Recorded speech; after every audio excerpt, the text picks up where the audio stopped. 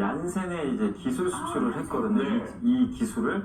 근데 이게 수출 총액이 무려 2조 2천억에 달할 정도로 우와. 우리나라 기업 중에 이제 가장 최대 규모로 수출을 했습니다. 네. 수출 규모 2조 2천억 원, 규모가 진짜 어마어마합니다. 근데 이 제약 바이오 시장이 좀 커지면서 아무래도 국내 기업들도 좀 들썩거리는 부분이 없잖아 있을 것 같은데요? 예, 그리고 이제 이런 이제 기술 이전뿐만이 아니라 또 여러 분야가 있는데 의약품은 사실 이제 특허가 만료되면 복제약을 막 이렇게 만들어내잖아요. 맞아요. 근데 아까 말씀드린 대로 처음에 그 일반적인 제약은 그냥 그대로 복제가 가능한데 그 좀 복제가 불가능한 게 바이오 의약품이에요. 아까 말씀하셨던 예, 것처럼. 공식이 있는 게 아니다 보니까 네. 그래서 이 복제약을 뭐라고 불리냐 바이오 시밀러가 비슷하다는 비슷해. 얘기예요. 그래서 바이오 시밀러라고 이제 불리는데 국내 대표 회사가 바로 이제 셀트리온이라는 기업이 이제 바이오 시밀러로 글로벌 이제 세계 시장을 이제 석권한 기업 중에 하나인데 이 최근에 골다공증 치료제 바이오 시밀러로 허가 신청을 냈고 2030년까지 바이오 시밀러로 아마 그 22개의 제품으로 앞으로 매출 7조 원을 달성하는 게 좀 목표라고 하는데 28년도를 주목하셔야 되는데 그때 글로벌 그 블록버스터 의약품들이 많이 특허가 끝난다고 합니다. 그럼 이제 대거 또 복제들이 나오겠죠. 네, 그래서 네. 바이오시밀러 시장도 한번 눈여겨보시면 좋을 것 같아요. 아까 말씀하셨던 것처럼 지금 여태까지 제약 바이오 시장이 주목을 받지 못했던 것은 임상실험 기간이 일단 길고 거기 들어가는 비용이 워낙 만만치 않기 때문에 금리 영향을 받을 수밖에 없다고 하셨는데 그러다 보니 비용 절감이 굉장히 중요한 부분이겠어요. 이게 화두가 될 것 같은데 네. 국내 기업들은 이 부분에도 지금 집중 공략을 하고 있다. 네, 그래서 이걸 이제 영어로 CDMO라고 하는데 우리나라 말로는 위탁 개발 생산이에요. 그러니까 이 개발하고 생산만 대신해주는 업체들이 네, 있어요. 네. 그러니까 마치 그 삼성전자가 뭐 엔비디아나 이런 데 수주를 받아서 반도체를 대신 만들어주는 그걸 이제 우리가 반도체 파운드리라고 배우잖아요. 네. 근데 그런 거랑 이제 비슷한 거죠. 근데 이제 이런 걸 해주면 좋은 게 신약 개발하는 업체들은 이제 그 개발만 하면 돼요. 근데 이제 이런 생산을 하려면 대규모 공장을 만들어야 되니까 네. 엄청난 비용 부담이 있는데 그걸 대신해주는 회사가 바로 한국의 삼성바이오로직스.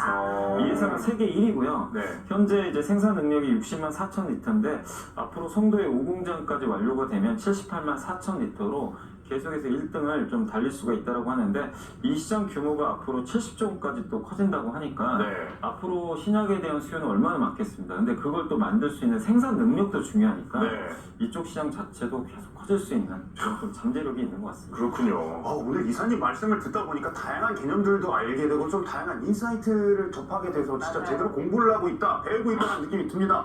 근데 올해를 기대하고 있는 또 이런 제약 바이오 투자자분들은 어떤 것을 주목하며 더 이렇게 촉각을 곤두세워야 될까요? 그러니까 이제 지금 JP모건 헬스케어 컨퍼런스가 열리는데 네. 학회가 정말 중요해요. 학회에서 주요 임상 결과들이 많이 나오거든요. 네. 그래서 앞으로도 미국이나 유럽 쪽에서 뭐 종횡학회라든가 다양한 학회들이 열리니까 그런 것들에서 어떤 얘기들이 나오는지 체크하시면 좀 좋을 것 같고 또 올해 이제 가장 또 이슈 중에 하나가 AI 기술이 또 투입되는 의료 AI 많이 들어보셨죠? 네, 네. 근데 이번에 가장 화두 중에 하나가 JP모건 헬스케어 컨퍼런스에서 네. 엔비디아가 갑자기 발표를 했어요. 의학협회 이 컨퍼런스에서 엔비디아 여기 왜 왔지 알아봤는데 AI를 통해서 약물 발견할 수 있는 플랫폼 기술을 공개를 했다고 합니다.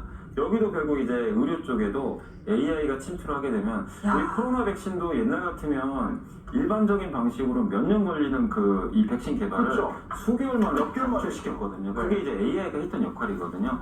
그래서 AI 쪽에 접목되는 바이오 이 의약품 기술이 또 어떻게 발전할지도 계속 한번 여러분들이 관심을 가지시면 좋을 것 같습니다. 오늘 얘기 들으면서 솔깃해지셔서 장 열리자마자 들어가야겠다 들썩들썩 하시는 분들 있으실 텐데 그런 분들께 주의해야 할 점 좀 알려주세요. 그렇죠. 분명히 주의하셔야 되는 게 네. 불확실성이 굉장히 큰 분야입니다. 그렇죠. 신약이라는 거는 임상이 그 시험에서 이제 허가까지 받을 확률이 10%가 채 안 될 정도로 네. 그만큼 이제 문이 적다고 하니까 그리고 어마어마한 돈들이 들어가요. 그래서 돈을 버는 기업들보다는 적자인 기업들이 굉장히 많기 때문에 여러분들이 항상 재무 안정성에 좀 유의하시면 좋겠고 특히 3월 달에는 보통 우리나라가 기업들이 회계 감사를 해서 네. 감사 보고서를 내는데 거기서 잘못된 또 판결을 받게 되면 상장 폐지당할 수도 있거든요. 그래서 혹시 그런 기업들이 있을 수도 있으니까 주로 3월까지는 좀 검증된 대형 제약사 위주로 일단 좀 투자를 하시는 게 좀 낫지 않나 싶고요. 어쨌든 지난 2년간 인고의 시간을 견뎠던 이 제약바이오가 올해는 좀 금리 인하라든가 다양한 이런 이벤트들로 인해 가지고 좀 본격적으로 좀 붐이 왔으면 하는 그런 좀 바람이 입장을 한번 담아서 마무리 한번 해보겠습니다. 아, 네. 자, 오늘 2024년 주도하게 될 제약 바이오주 시장에 대해서 알아보는 알찬 시간이었습니다. 두 분 감사합니다. 감사합니다. 고맙습니다.